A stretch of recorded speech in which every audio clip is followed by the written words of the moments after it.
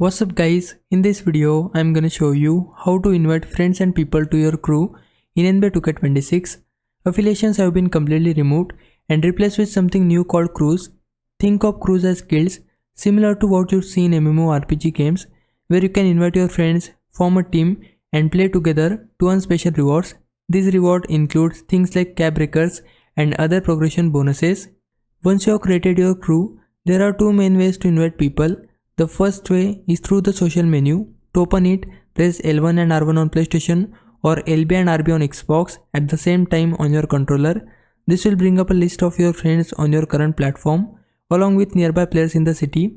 From here, you can scroll through the list and send invites to anyone around you or any of your friends who also play NBA 2K26.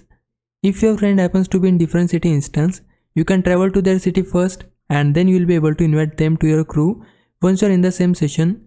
The second method is even simpler. If you see someone in the city that you wanna invite, just walk up to them. When you are close enough, a small prompt will appear on screen asking to press down on the right stick.